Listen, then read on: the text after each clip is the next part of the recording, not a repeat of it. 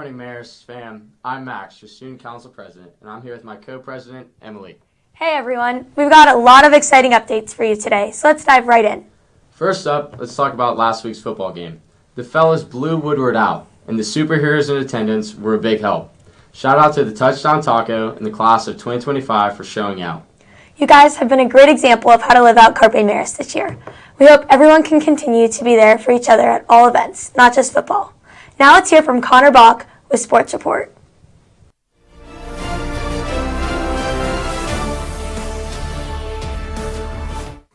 What's up, Marist? I'm your host, Connor Bach, and welcome back to Sports Report. Fall sports have continued to dominate. Volleyball is 6-3 to start the year, and they look to improve their record to 7-3 tonight as they take on Sandy Creek and Centennial. If you cannot make the game, tune into NHFS Network where the game will be covered. Next Tuesday, they will play their first region game against North Springs at home. Softball has been dominating, winning their last 5 games and only allowing 8 runs in their last 5. They have scored 159 runs and have only allowed 47 runs this season. Cross country has continued to show their dominance at the Stars Mills race as boys came in first. Congratulations to Tommy Latham on finishing first in the boys' 5,000 meter race by 24 seconds. Girls cross country also took first place with the team average time 10 seconds faster than second place. Football shut out Woodward last week and won 38-0. This is the largest margin of victory for either team in the history of the series. The Marist offensive line won the GHSF Daily's Offensive Line of the Week. The offensive line includes Austin Sperry, Henry Utch, Matt Menarchik, Kelly Spalding, and Brady Berry. Here's a look at that ceremony. Now, each week during the regular season, our editors select several awards. There's a Team of the Week, a Player of the Week, and we just started an Offensive Line of the Week. Where you put in a lot of hard work, the offensive line guys, so that some of your other guys can put up some big stats and get recognized. And now there's over 400 high schools in the state of Georgia. I don't know if you guys realize that. That's a lot of schools and a lot of games each weekend. And there's certain programs that I call legacy programs. Marist is one of those programs. People around the state know how good a football y'all play here at Marist, and the offensive line is a big part of that. For the offensive line, they want to consider several things. What was the quality of the opponent? How well did you protect? The rushing yards, just kind of did you dominate the game? And in your game last week, 38-0 win over Woodward. I know that's a big rival for y'all. Your offensive line paved the way for 337 rushing yards and 5 touchdowns. That's some big numbers right there. Our editor, Todd Holcomb, noted that this was the largest margin of victory for either team in this rivalry, and it dates back 102 years, 1922. So I'm going to call the offensive line guys out. Let's start with right tackle Brady Berry. Also, we got right guard Kelly Spalding. The center, a guy that my dad would appreciate, Matt Menarchik. Left guard Henry Utch. Left tackle Austin Sperry. And part of being a good offensive line is the coaching. I want to recognize Coach Dan Perez. Been also wanted to give it up for Coach Chadwick for being a great coach here at Banner. The award from Georgia High School Football Daily and Alpha Insurance for the offensive line of the week for this week goes to the Marist School. Coach Perez.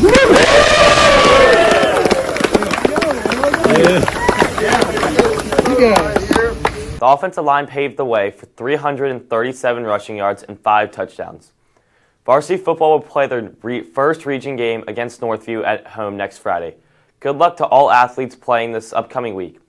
This is all we have this week on Sports Report.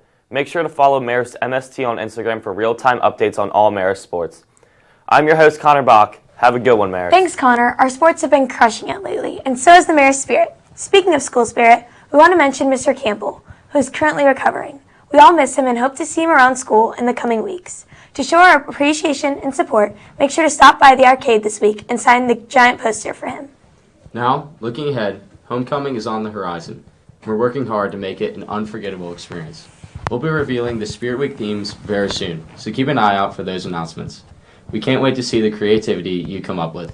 Marist is blessed to have such an active campus, and part of living out Carpe Marist is to get involved in things you love. This seems like a lot for a new student at Marist to take in, Emily.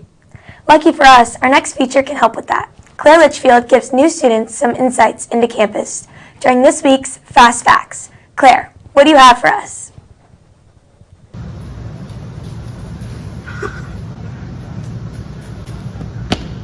What's up, Maris? I'm Claire Litchfield.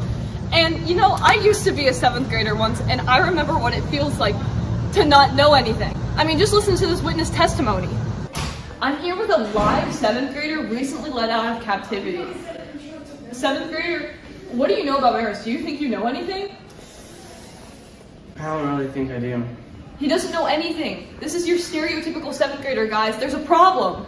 But today, you know, I'm gonna change all that. So I'm here with 7 facts the Sevies don't know. Fact number 1. Maris used to have a hockey team, actually, but we don't anymore because it turns out that freezing the pool over to use as a hockey rink was a waste of both water and air conditioning.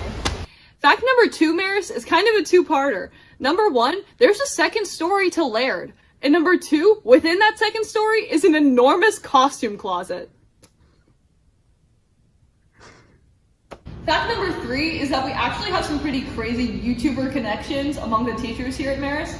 Mr. Gregory has appeared on PewDiePie not once, but twice. Pewds made a new celebrity at our school. Is that the t-shirt? No way. I want to see this.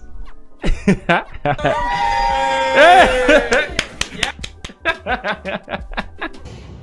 I thought it was just a theory. But it's actually a fact that Miss Odom went to high school with MatPat. Fact number 4, Maris, you know this unsettling red grate near the cafeteria? It's actually where they send the kids who disobey the off and away rule. Now, I'm just kidding. I'm pretty sure it's a boiler room. Fact number 5 is that there's a hidden Bernie Sanders somewhere in campus ministry. Fun fact number 6 is that Hunter's Hill is the most recently added of the Maris houses. There used to be only 5 houses, but then they're like, yo, we need one more. And so they voted, and then they came up with Hunter's Hill. So Hunter's Hill, that makes y'all, I guess, extra cool, even though Leon is objectively the best house. Fact number 7, you can get in the walls in Chanel. Don't do this unless specifically told you can get in the walls in Chanel. I am so serious. You know, that's all the facts I've got for you, Maris. Until next week, keep on keeping on. I know everything now. You're good.